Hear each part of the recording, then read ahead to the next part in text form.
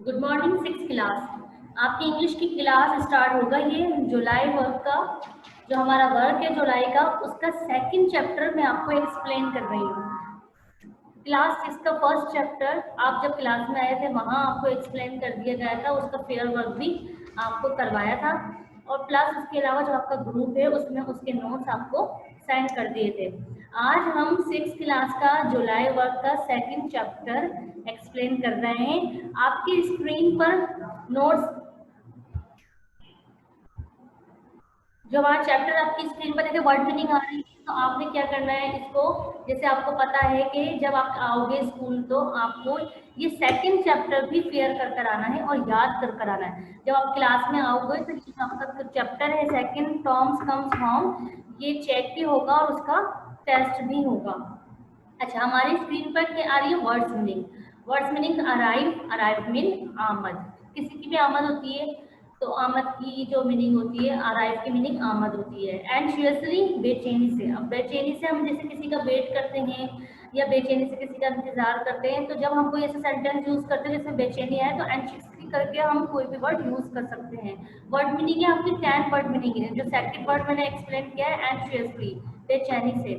Third है appear. Appear means जाहिर होना, किसी भी चीज का जाहिर होना, तो अपीयर कहते हैं। एट लॉस्ट, आखिरकार। एट लॉस्ट की मीनिंग है आखिरकार।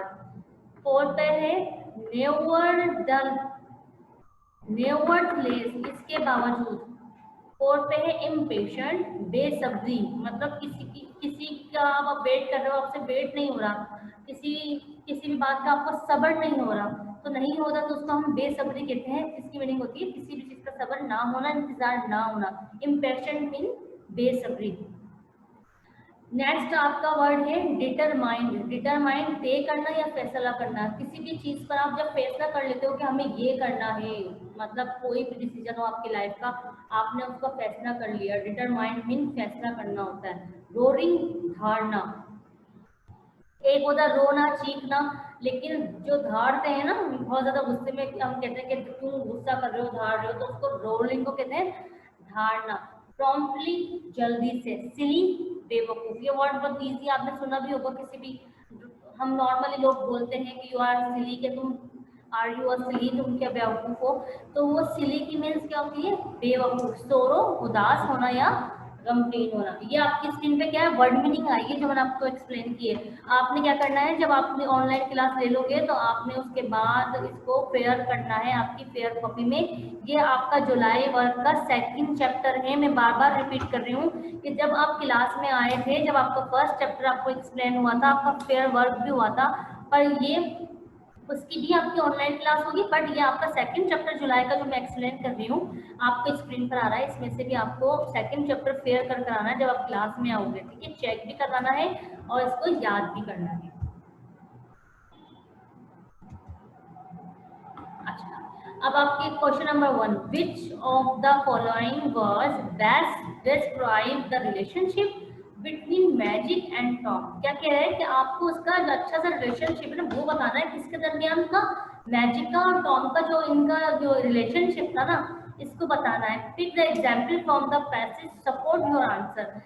जो पैसेज दिया गया है बुक में, उसमें से देखकर आपने खुद ना उसका आंसर बताना है। ठीक है, क्या आंसर है इसमें? The possible answer, love had unusual, Tom loves magic and Sam is cruel to her in the rapids incident. क्या बता रहा है वो कि उनका क्या, वो टॉम्स का और उसका रैबिट का क्या था? Magic, magically love, magically love, मतलब जो लव था वो इतना जादुई लव था जिसकी वजह से उनका जो आपस में रिलेशन था ना वो पॉसिबल हुआ था। ये इसका मतलब, इसमें जो पैसेज जो हमारा दिया होता है स्कूल में क्लास में, उसमें से पैसेज में से हमने खुद ने ये आंसर बनाना था। ठीक है, अब ये सेकंड है, वेन टॉम ऑल नाइट,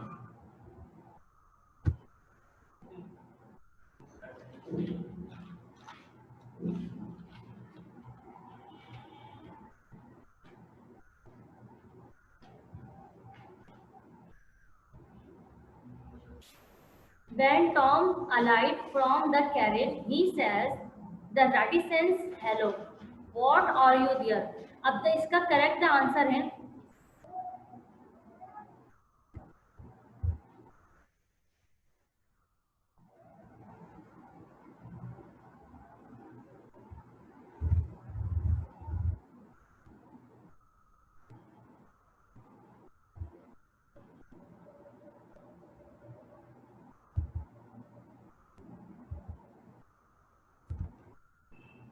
अब इसमें क्या बता रहे हैं, ये बता रहे हैं कि कौन सा आंसर करेक्ट है। इसमें नीचे ऑप्शन दे दिए गए हैं आपकी बुक में। ऑप्शन देने के बाद वो आपसे ये पूछ रहे हैं कि कौन सा आंसर करेक्ट है, वो आपको बताना है।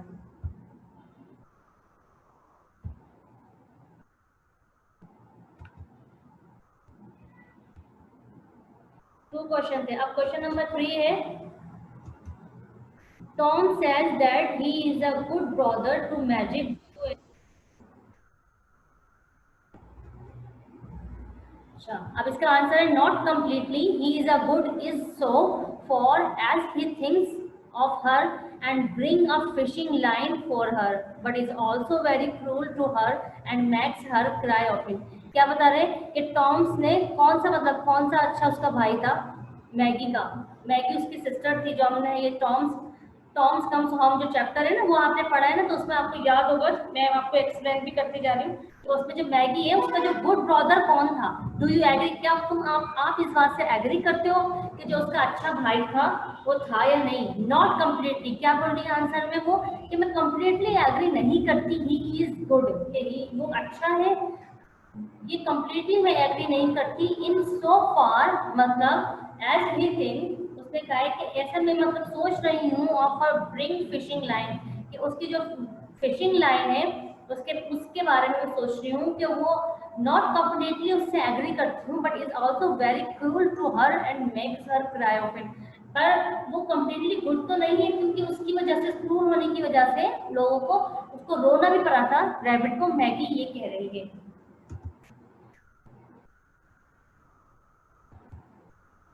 अब question number 4, suppose you were in a similar situation, what would you do? Would you forgive your brother और सिस्टर?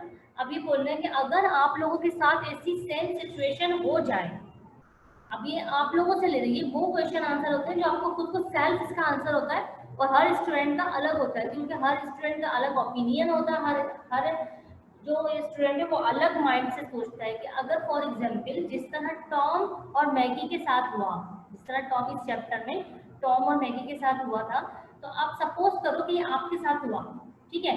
जैसे टॉम और मैगी आप हो, ये सपोज करना है कि आपके साथ हुआ है, तो क्या आप अपने भाई या बहन को माफ कर सकोगे? करो कोई आपको ऐसा करे, the answer will very encourage different responses, के मतलब इसका आंसर डिफरेंट रेस्पॉन्सेज पर डिपेंड करता है। हर इंसान के ऊपर डिपेंड करता है कि वो क्या सोचता है, वो किस तरह से वो उसको माफ करेगा या नहीं। Question number 5. Maggie's heart began to flutter with fear. She did not dare tell him the sad truth straight away, but she walked after Tom in trembling silence as he went out, wondering how she could tell him the news so as to softened at once his sorrow and his anger. For Maggie dreaded Tom's anger of all things. It was quite a different angle from her own.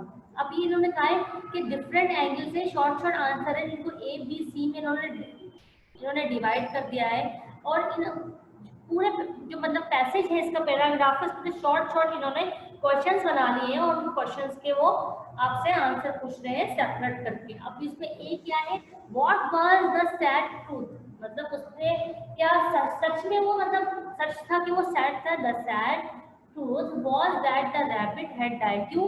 क्योंकि उसका rabbit died हो death हो गई थी, मतलब उसकी rabbit की, इसलिए वो सच में बहुत ज्यादा उदास था।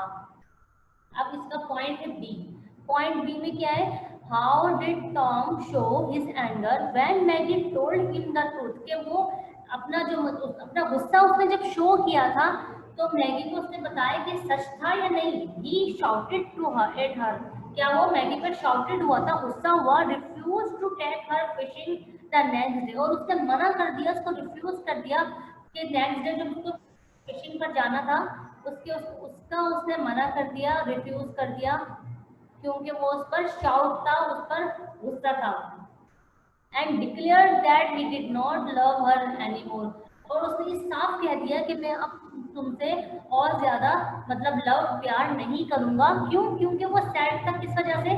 क्योंकि उसका रैबिट डाइड हो गया था, इस वजह से वो सैड था, और इसलिए उसने नेक्स्ट डे उसको उसके के साथ फिशिंग पर जाने से भी मना कर दिया था और कहा था कि मैं अब तुमसे कोई भी प्यार नहीं करूंगा और मैं तुम्हारे साथ भी नहीं जाऊंगा, क्योंकि वो बहुत ज्यादा उदास था।